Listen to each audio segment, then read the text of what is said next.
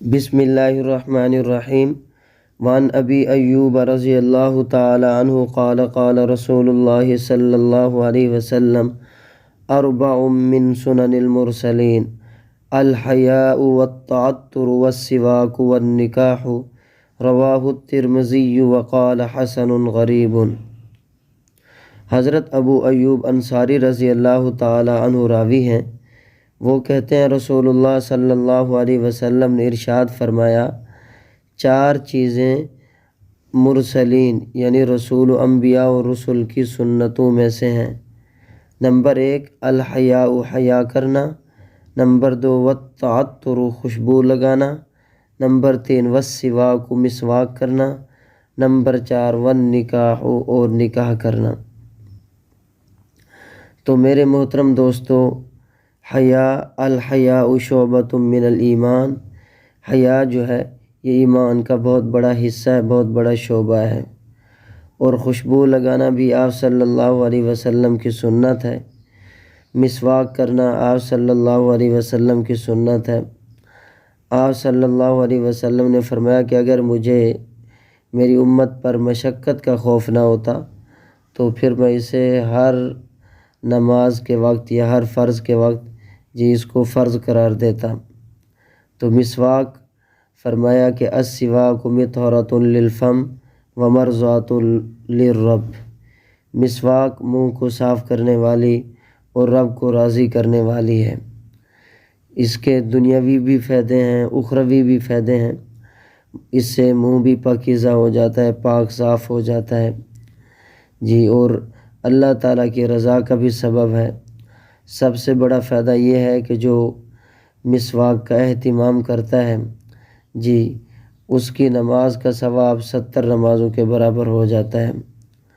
اور فرمایا کہ آخری وقت میں اس کا جو خاتمہ بالخیر ہوگا۔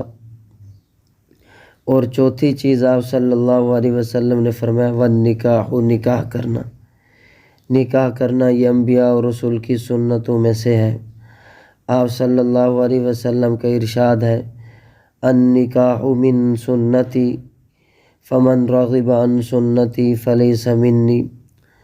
نکاح من سنتی میری سنتوں میں سے ہے، فمن رغب عن سنتی پس جس نے میری سنت سے اعراض کیا، فلیس منی وہ مجھ میں سے نہیں ہے۔ کیا مطلب ہے؟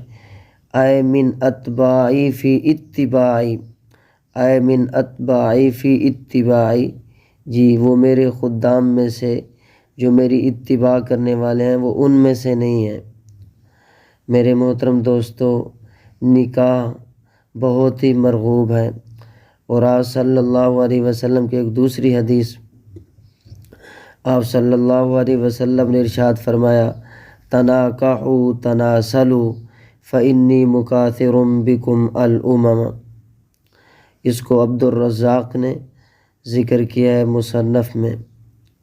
فرمایا تناکحوا نکاح کرو، تناسلوا بہت اولاد والے ہو جاؤ، فإنی مکاثر پس بے شک میں تمہارے کثرت عدد پر فخر کروں گا، الامم سابقہ امتوں پر۔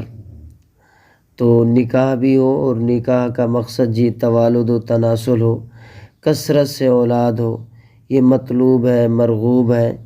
آج کل جو بعض لوگ یہ نعرہ لگاتے ہیں بچے 2 ہی اچھے، اور اسی طریقے سے خاندان منصوبہ بندی جو کرائی ہوئی ہے، خاندانی منصوبہ بندی، یہ درست نہیں ہے، یہ شریعت کے مزاج کے خلاف ہے۔ شریعت کے مزاج یہ ہے کہ کثرت سے بچے ہوں، کثرت اولاد ہو۔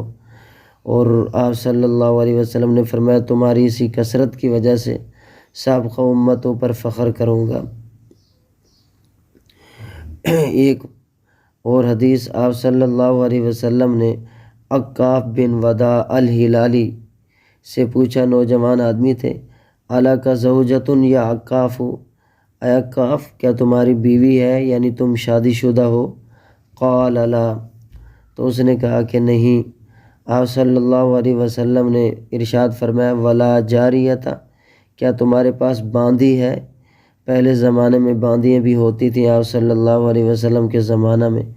قال لا، تو اس نے لا کے اندر جواب دیا، نہیں اے اللہ کے رسول صلی اللہ علیہ وسلم، بیوی بھی نہیں ہے میرے پاس، باندھی بھی نہیں ہے۔ آپ نے پوچھا وَأَنْتَ صَحِيحٌ مُوسِرٌ، اے کاف کیا آپ صحیح ہو، مطلب کوئی بیماری وغیرہ بھی نہیں ہے، موسر مالدار بھی ہو؟ قال نعم، تو انہوں نے کہا کہ جی ہاں، والحمدللہ، اللہ تعالیٰ کا شکر ہے، تمام تعریفیں اللہ کے لیے، تندرست بھی ہوں، مالدار بھی ہوں۔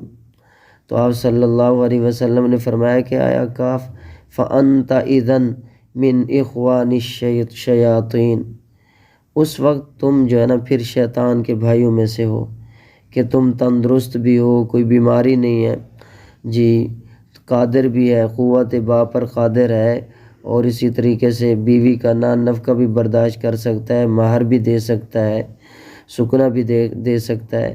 اس کے باوجود بھی آپ نے شادی نہیں کی، تو پھر آپ شیطان کے بھائیوں میں سے ہیں۔ اما ان تکون من رہبان النصارى فانت منهم، یا تو پھر آپ رہبان نصارہ میں سے ہیں تو آپ انہی میں سے ہوں گے۔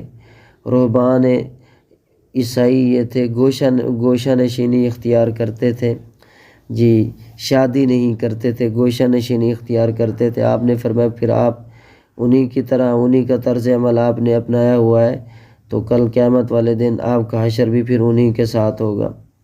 وَإِمَّا أَن تَكُونَ مِنَّا، یا تو پھر آپ ہم میں سے ہیں، ہمارے طریقے پر ہیں، مطلب یہ ہے کہ میرے خدام میں سے ہو، میری اتباع کرنے والے۔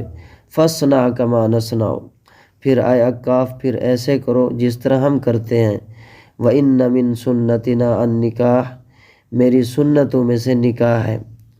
پھر آگے آپ صلی اللہ علیہ وسلم نے فرمایا شِرَارُكُمْ عُزَّابُكُمْ، تم میں سے بدترین لوگ، گھٹیا لوگ، عُزَّابُكُمْ، وہ ہیں جی، وہ مرد یا عورت جس کے زوج نہ ہو، وہ مرد جس نے شادی نہ کی ہو، وہ عورت جس نے شادی نہ کی ہو جی، وہ تم میں سے بدترین لوگ ہیں، گھٹیا لوگ ہیں۔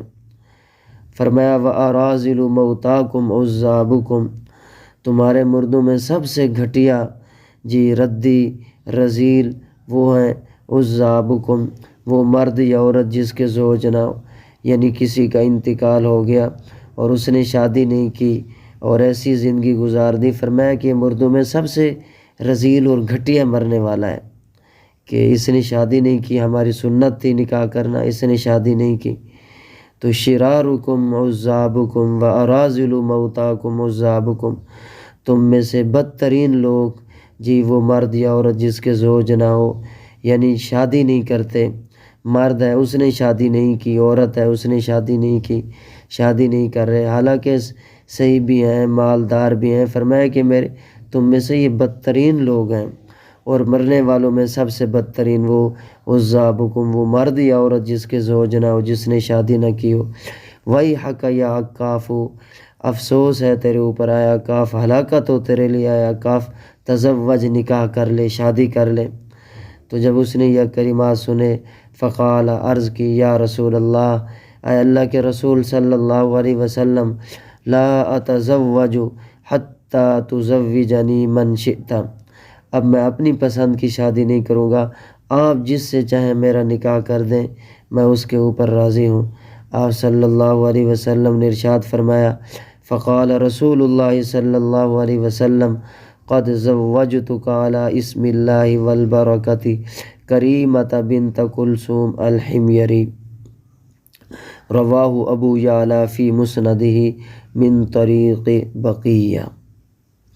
جب اس نے یہ عرض کیا اللہ کے رسول صلی اللہ علیہ وسلم، میں اپنی مرضی کی شادی نہیں کروں گا بلکہ اس سے شادی کروں گا جس سے آپ میرا نکاح کر دیں گے، تو آپ صلی اللہ علیہ وسلم نے فرمایا کہ آیا کاف، میں نے تیرا نکاح علی اسم اللہ، اللہ کے نام اور اس کی برکت کے ساتھ جی کریمہ بنت کلثوم حميری سے کر دیا ہے۔ کریمہ بنت کلثوم حميری سے آپ صلی اللہ علیہ وسلم نے عکاف بنت وداع ہلالی کا نکاح کر دیا۔ تو میرے محترم دوستو، اس سے معلوم ہوتا ہے جی یہ نکاح کتنی مرغوب چیز ہے، کتنی پسندیدہ چیز ہے۔ بعض لوگ جی یہ اعتراض کرتے ہیں، یہ سوال کرتے ہیں کہ اللہ تبارک و تعالیٰ نے قرآن کریم میں حضرت یحییٰ علیہ السلام کی تعریف فرمائی ہے، اور فرمایا وسیدا و حصورا کہ یحییٰ علیہ السلام حصور تھے۔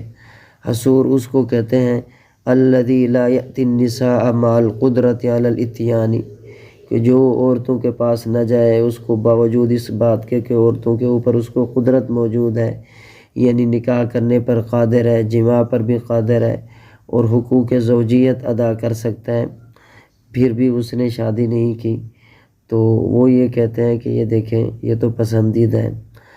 ہم اس کا جواب یہ دیتے ہیں کہ دیکھیں حضور صلی اللہ علیہ وسلم کی زندگی کو دیکھیں، آپ کے حالات کو دیکھیں۔ اللہ تبارک و تعالیٰ نے جتنا عدد آپ صلی اللہ علیہ وسلم کے لیے مباح قرار دیا، آپ اس عدد کی انتہا تک پہنچے ہیں۔ اور دوسری بات یہ ہے کہ والاستدلال بحال رسولنا اولا من الاستدلال بحال یحییٰ، ہمیں اپنے رسول صلی اللہ علیہ وسلم کی زندگی سے استدلال کرنا یہ زیادہ اولا ہے یحییٰ علیہ السلام کی زندگی سے۔ ہم اپنے رسول صلی اللہ علیہ وسلم کی زندگی کو دیکھیں، آپ صلی اللہ علیہ وسلم کے لیے اللہ تعالیٰ نے جتنے نکاح مباح کیے، آپ صلی اللہ علیہ وسلم ان کی انتہا تک پہنچے ہیں، مکمل کیے۔ اور دوسری بات یہ ہے کہ میرے محترم دوستو، انہو کان فی شریعتہم العزلۃ افضل من العشرۃ، ان کی شریعت کے اندر گوشہ نشینی افضل تھی، من العشرۃ میل جول سے، مخالطت سے افضل تھی۔ وفی شریعتنا العشرۃ افضل من العزلۃ، اور ہماری شریعت میں مل جل کر رہنا، نکاح کرنا یہ افضل ہے من العزلۃ گوشہ نشینی اختیار کرنے سے۔ لقولہ صلی اللہ علیہ وسلم، آپ صلی اللہ علیہ وسلم نے ارشاد فرمایا لا رہبانیت فی الاسلام، اسلام میں کوئی رہبانیت نہیں ہے، کوئی گوشہ نشینی نہیں ہے۔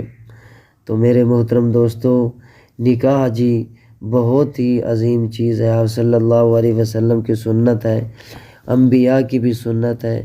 جو لوگ اس کی طاقت رکھتے ہیں، صحیح بھی ہیں، تندرست بھی ہیں، مالدار بھی ہیں، کوئی بیماری نہیں، اگر بیماری ہے تو اس کا علاج کروائیں، تو ان کو ضرور نکاح کرنا چاہیے۔